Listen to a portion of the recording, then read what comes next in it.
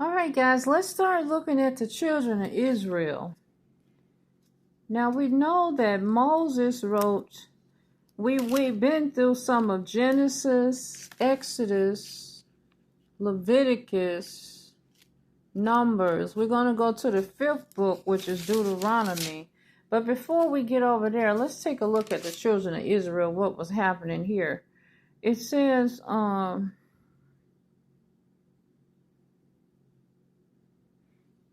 let's see.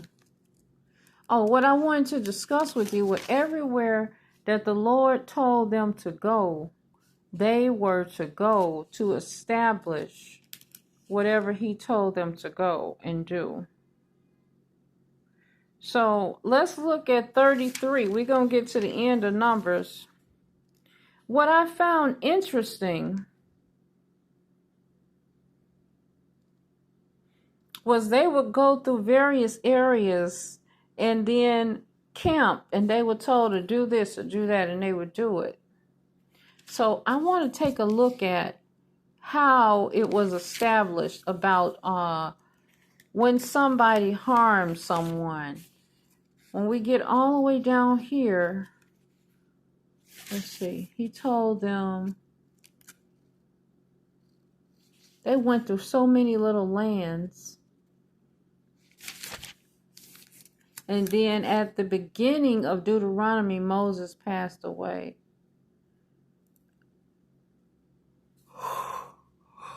I want to look at this right here. The Lord spoke to Moses, say, speaking to the children of Israel, forgive me for yawning, God, and say unto them, when ye become overjoyed into the land of Canaan, then ye shall appoint you cities to be cities of refuge for you, that the slayer may flee there, which killeth any person at unawares. Now, if someone killed somebody unaware that they killed them, they had a place to go, a refuge city. The Lord say appoint a refuge because a person may have done something unexpectedly. He can go to a place of refuge there. And they shall be unto you cities for refuge from the avenger, that the manslayer will not die until he stand before the congregation in judgment. Okay, because sometimes they would do something unaware. And then it says, and of these cities which ye shall give, 6 cities shall ye have for refuge. Ye shall give 3 cities on the side of Jordan, and 3 cities shall ye give in the land of Canaan, which shall be cities of refuge. These 6 cities shall be a refuge, both for the children of Israel, and for the stranger, and for the sojourner among them, that everyone that killeth any person unaware may flee thither. And if he smite him with an instrument of iron, so that he die, that means he did it on purpose, he is a murderer. The murderer shall surely be put to death. And if he smite him with throwing a stone, wherewith he may die, he die. He is a murderer. The murderer shall surely be put to death. Or if he smite him with a hand weapon of wood, wherewith he may die, and die, he is a murderer. The murderer shall surely be put to death. The revenger of blood himself shall slay the murderer when he meeteth him. He shall slay him. But if he thrust him of hatred or hurl at him by laying of weight, that he die, or in enmity smite him with his hand, that he die, he that smote him shall surely be put to death, for he is a murderer. The revenger of blood shall slay the murderer when he meeteth him.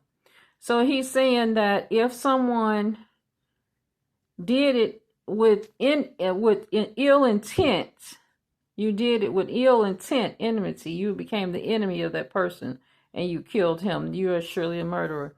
But if he thrust him suddenly if he did it without ill will, or have cast upon him anything without laying of weight, he didn't wait to kill him, or he didn't plot to kill him. If he did it without plotting, or with any stone wherewith a man may die, seeing him not, and cast it upon him that he die, and was not his enemy when he did it, neither sought out to do it, he didn't plan to do it, then the congregation shall judge between the slayer and the revenger of blood according to these judgments, and the congregation shall deliver what shall happen.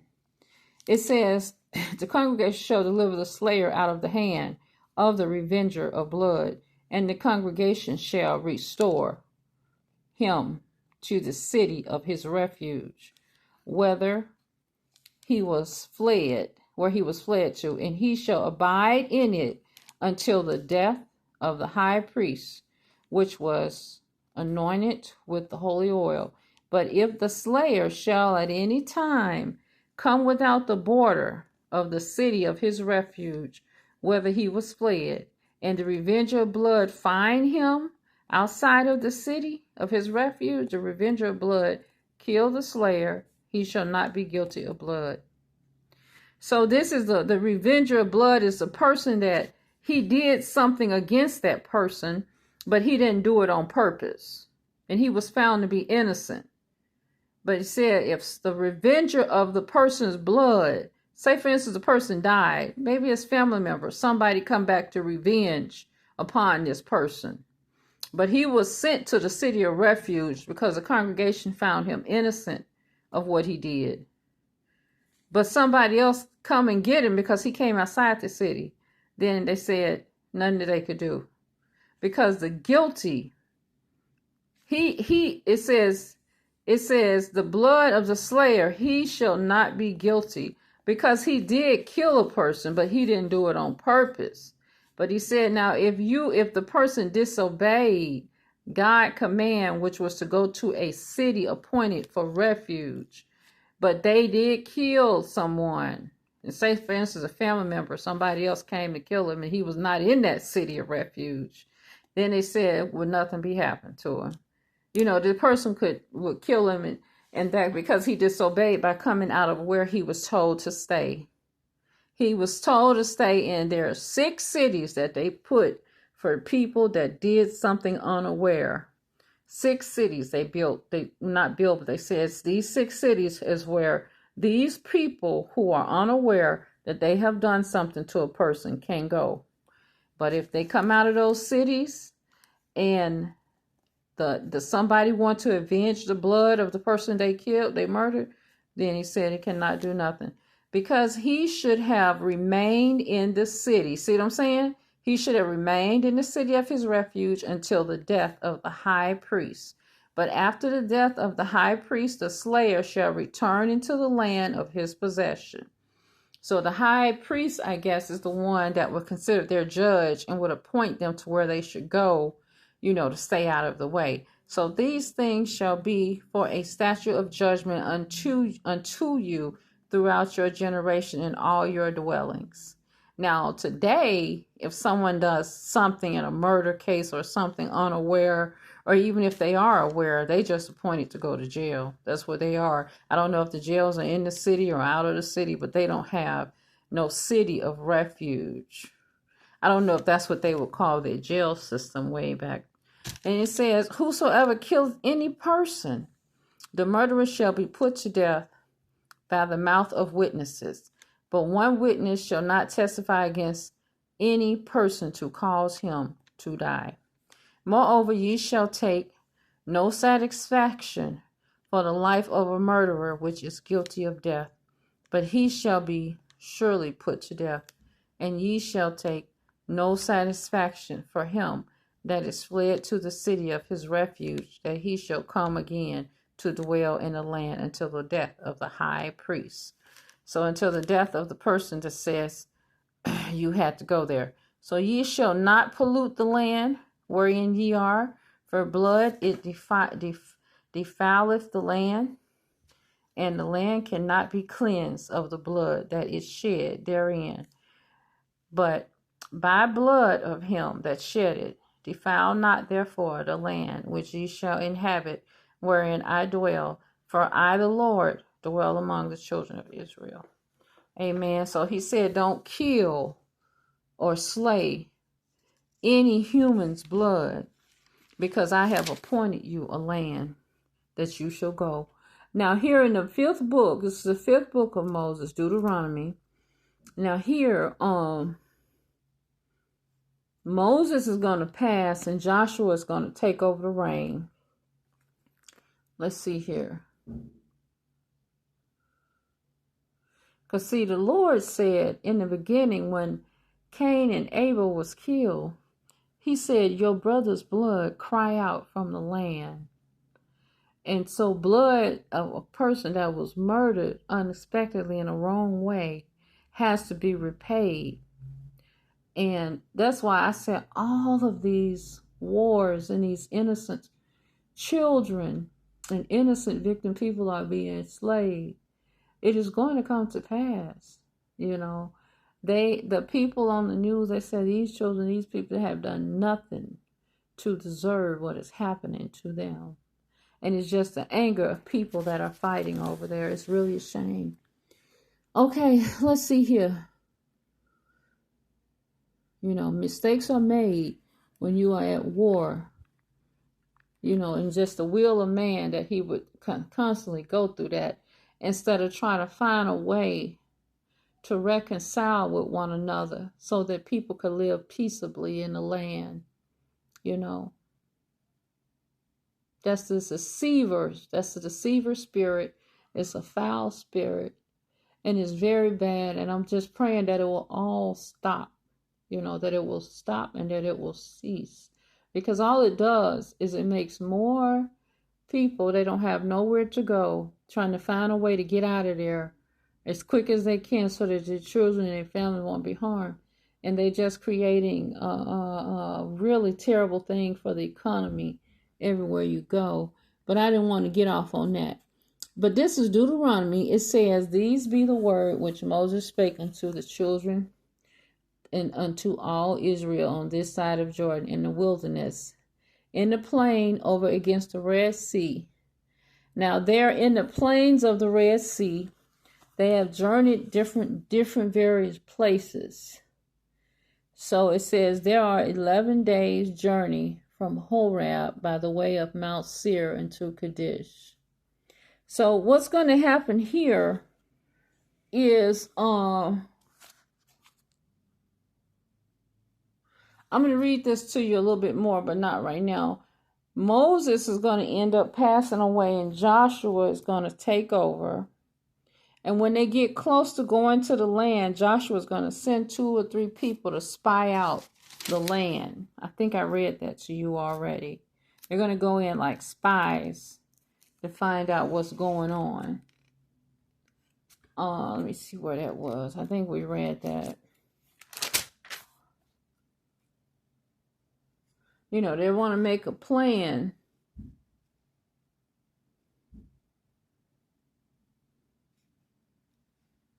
Let's look at this over here. In Deuteronomy 5, it says, and Moses called all Israel and said unto them, hear, O Israel, the statutes and judgments which I speak in your ears this day, that ye may learn them and keep and do them. The Lord our God made a covenant with us in Horeb. The Lord made not this covenant with our fathers, but with us, even us, who are all of us here alive this day. The Lord talked with you face to face in the mount out of the midst of the fire. I stood between the Lord and you at that time to shew you the word of the Lord, for ye were afraid by reason of the fire, and went not up into the mount, saying, I am the Lord thy God, which brought thee out of the land of Egypt from the house of bondage. Thou shalt have none other God before me, and thou shalt not make thee any graven image of any likeness of anything that is in heaven above, in the earth, that is in the earth beneath, or that is in the waters beneath the earth. Thou shalt not bow down thyself unto them, nor serve them, for I, the Lord thy God, am a jealous God, visiting the iniquities of the fathers upon the children, unto the third and fourth generation of them that hate me, and shewing mercy unto thousands of them that love me and keep my commandments. And thou shalt not take the name of the Lord thy God in vain, for the Lord will not hold him guiltless that taketh his name in vain. Keep the Sabbath day to sanctify it, as the Lord thy God hath commanded thee. 6 days thou shalt labor and do all thy works, but the seventh day is the Sabbath of the Lord thy God. In it thou shalt not do any work, thou, nor thy son, nor thy daughters, nor thy manservant, nor thy maidservant, amen, nor any cattle, nor thy stranger that is within the gates, in the maidservant, no one. And remember that thou was a servant in the land of Egypt, and that the Lord's mighty hand, and by a stretched out arm, therefore the Lord thy God commanded thee to keep the Sabbath day.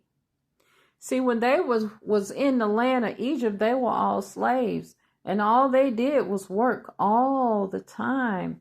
They didn't have a day free from work. So keeping the Sabbath day is saying that you are not someone that's dedicated like that all your time. They are called just to be at peace on the Sabbath day and to honor the Lord, to have peace and respect for the world, for God. And then it says, thou shalt not kill, neither shalt thou commit adultery. Neither shalt you not steal, neither shalt you bear a false witness against your neighbor, neither shalt you desire your neighbor's wife, or covet thy neighbor's house, his field, his maidservant, his maidservant, his ox, his ass, anything that belongs to your neighbor. Don't wish to have what your neighbor have. Get your own. Amen. These words the Lord spake unto all your assembly in the mount of the midst of the fire of the cloud. And, okay, so these were the laws passed down that they should live by, because they needed something to be established that they should have an honorary way to live. And it came to pass, when you heard the voice of, in the midst of the darkness, the mountain did burn with fire, that ye came near unto me, even all the heads of your tribes and your elders. And ye said, behold, the Lord our God hath shewed us his glory and his greatness, and we have heard his voice out of the midst of the fire. We have seen this day that God doth talk with man, and he liveth. Now therefore why should we die? For this great fire will consume us, if we hear the voice of the Lord our God any more, then we shall die. See, they were afraid when they heard from God. But it says, for who is there of all flesh that heard the voice of the living God speaking out of the midst of the fire, as we have, and live? See, they were told to fear the Lord, so all they were expecting was that something bad was going to happen. Every time God would appear to them, they did not expect something. They always expected that it was for their judgment, That's what they always expected. But that wasn't true. He was establishing the way that they should handle themselves in the land where they were going to be going, or where they were living, wherever they were, because they had no set of rules to go by, nothing to live by. This was in the beginning when the rules were established. So it had to be something to help them. But they, that's why everything they did was put here, because it just shows you how they lived. It's a guide. It's a guide of how, how they should go by. But anyway, I'm going to take a break. And then when we come back, we're going to do a little bit of skipping about this land that they're going to be going into and what they're supposed to be doing. So we're going to do a little bit of skipping when I come back. Just take a break, guys. Thank you for joining me for this read. Have a good night.